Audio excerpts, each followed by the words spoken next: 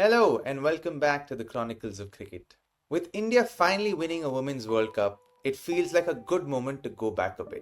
Not to compare eras or make big statements, just to look at where the journey actually began.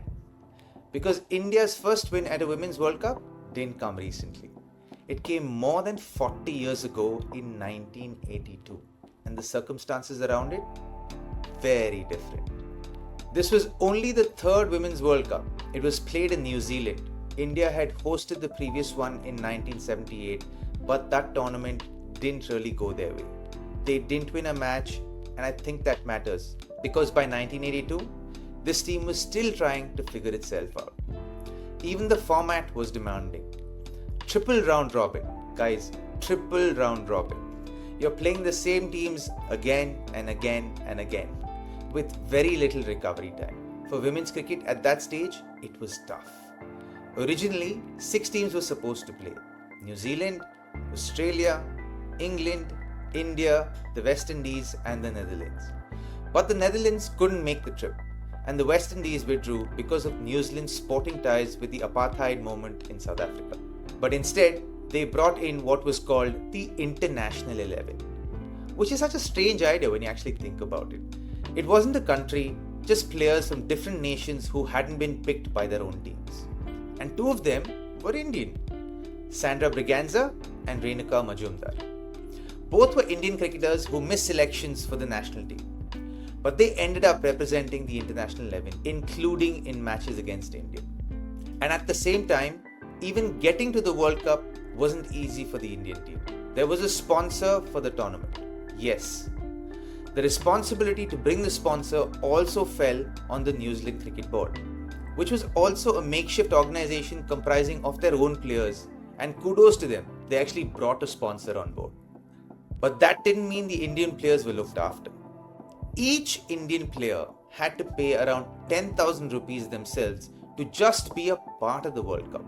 The tournament was called the Hansel's Vita Fresh Women's World Cup, but it still didn't cover all the expenses for individual teams. In India's case, the cost was passed on to the players. So the tournament begins. So India lose to Australia, England and New Zealand, and then they come up against the International 11 in Napier. India bat first and get 192. Not a big total, but in that tournament, it was workable. Shubhangi Kulkarni and Anjali Pednakar were important in holding the innings together. For the International 11, Sandra Braganza took 3 for 41. She removed both openers and Diana Edulji. Renuka Majumdar also took Kulkarni's wicket.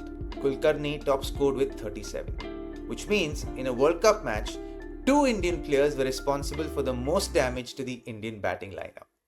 That's not something you see very often. When the International 11 batted, Leanne Thomas of England scored 70, but she didn't get much support. Sharmila Chakrabarti and Kulkarni shared 7 wickets. The International 11 were bowled out for 130. So India won by 79 runs. The first ever Women's World Cup win. No big moment attached to it, no final, no ceremony, just a result. And that didn't stop there. India went on to beat England next and later defeated the International 11 twice more. Australia finished the tournament unbeaten. Seems like status quo until we change that. What stays with me is what happened later. Sandra Braganza eventually played for India. 6 tests, 9 ODIs. Renuka Majumdar never played international cricket ever again. But for one match, they were all part of the same story. That match remains India's first World Cup victory, even though it came under unusual circumstances. And maybe that's the right place to leave it. This wasn't about medals or milestones. It was about showing up, sometimes at your own expense, and slowly building something that others would benefit from years later. That win in 1982 didn't change the world overnight, but it mattered. We have won the World Cup today, but the foundations of it were built on a World Cup that our girls had to pay individually just to be a part of it.